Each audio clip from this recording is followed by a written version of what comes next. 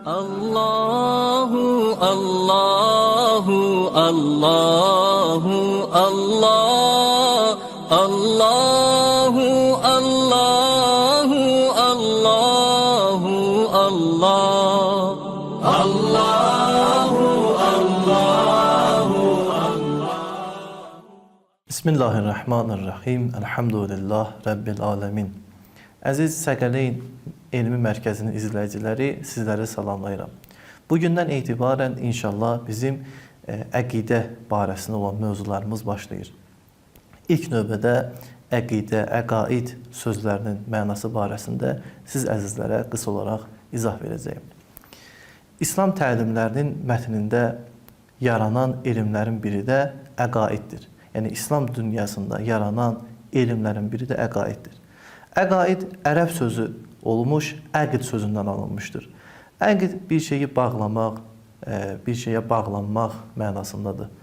Dilimizdə olan əqid-i nikah, yəni cütlüklər arasında kəbin kəsmək də bu sözdən götürülmüşdür. Hər bir halda əqaid, yəni bir şəxsin, bir müsəlmanın müəyyən bir məsələlərə bağlanması deməkdir. Müəyyən bir məsələlərə etiqad etməsi deməkdir.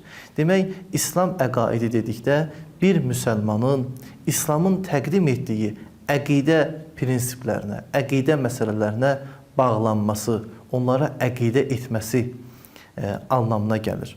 Biz tarixə müraciət etdikdə görürük ki, əqaid elminin İslam dünyasında başqa adları da vardır. Məsəl üçün, bunlar usul-i əqaid, kəlam, təvhid və sifət, usul-i din və ilahiyyət kimi bildirilməkdədir. Təbii olaraq ilahiyyət anlayışı son əsrlərdə məşhur olmuşdur. Çünki bu ad xristiyan dünyasında teologiya sözünün qarşılığı olaraq verilməkdədir. Hər bir halda bu adlar İslam mətnlərində, hədislərdə, rəvayətlərdə, təfsirdə biz görə bilərik. Və bunların hamısı eyni mənadadır. Yəni, əqidə barəsində olan elm.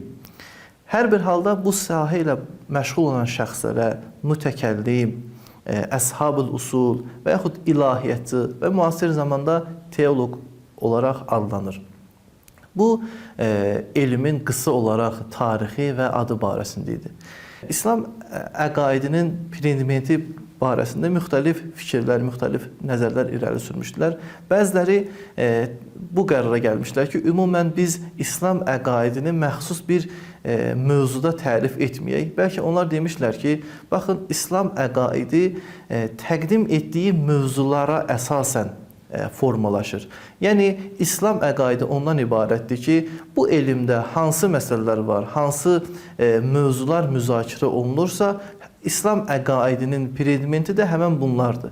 Yəni, bu elmdə Allahdan bəhs olunur, Allahın sifətindən, Allahın feilindən, peyğəmbərlikdən, peyğəmbərin isməti, imamət, məad və digər məsələlər müzakirə olunur. Bunların məcmuəsi bu elmin predimentidir. Yəni, bu elm vahid bir mövzu ətrafında deyil, müxtəlif məsələlər ətrafında bəhs olunur. Buna görə də demişlər ki, İslam əqaidinin predimenti bundan ibarətdir ki, İslam əqaidi bir müsəlmanın ayə və hədislərə əsasən etiqadını bildirən, onu isbat edən və yarana biləcək suallara və şübhələrə cavab verən bir elmdir.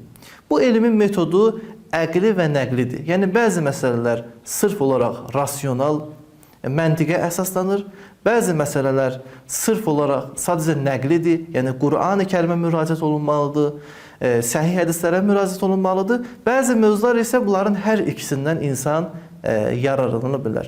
Demək, İslam əqaidi bir müsəlmanın əqidəsidir. İlk olaraq bu məsələ müzakirə olunur ki, burada əqidə məsələsi insanların təqlid yolu ilə qazanılması bir məsələ deyil. Yəni, insanlar gördüklərinə, eşitdiklərinə, oxuduqlarına inanmamışdan qabaq bunun doğruluğunu isbat etməlidirlər, sübut etməlidirlər. Yəni, nəyə görə mən bu məsələyə etiqad etməliyəm? Bu nəyə görə məsələsi əqidə elmində bəhs olunur. Yəni, bu elmdə bəhs olunur ki, bir müsəlman nəyə etiqad etməlidir və nəyə görə etiqad etməlidir? Ümumiyyətlə, insan həyatında etiqadın yeri buradan bəlli olur. Əgər biz insan həyatını geniş formada baxdıqda bunu tam olaraq görə bilərik ki, hər bir insan, hər bir məntəqədə yaşayan insan əqidədən kənar deyil. Yəni, hər bir insanın müəyyən bir əqidələri var. İslam baxışına əsasən heç bir formada hər əqidə mətlub deyil, hər əqidə xoşa gələn deyil. Bəlkə o əqidə xoşa gələndir ki, təfəkkürün məhsulundan, doğru düşüncənin məhsulundan, möhkəm mənbəyə əsaslanaraq yaranan əqidə İslam baxımından mətlub və bəyəniləndir. Buna görə də əqidənin faydası bundan ibarətdir ki, insan qəbul etdiyi düşüncənin doğruluğunu və yaxud səhvliyini edə bilər, bu elm vasitəsilə yoxlasın, imtihan etsin. Dediyimiz kimi, hər bir insanın səhv və yaxud doğru əqidəsi var. Müəyyən insanlar müəyyən məsələlərə bağlanıb, müəyyən məsələlərə etiqad edib. Bəs yaxşı, bu etiqad etdikləri doğrudurmu? Həqiqətən də mətlubdur, yoxsa yalandır və heç bir əsası yoxdur? Bunların hamısını bilmək üçün biz əqidə elmlərinə, əqidə elminə müraciət etməliyik. Bu elm ifadə edir ki, hansı əqidə Allah bəyənəndir, din bəyənəndir, din qəbul edəndir, ağlın qəbul etdiyi, təsdiq etdiyidir, hansı əqidə heç bir formada qəbul olunması deyil.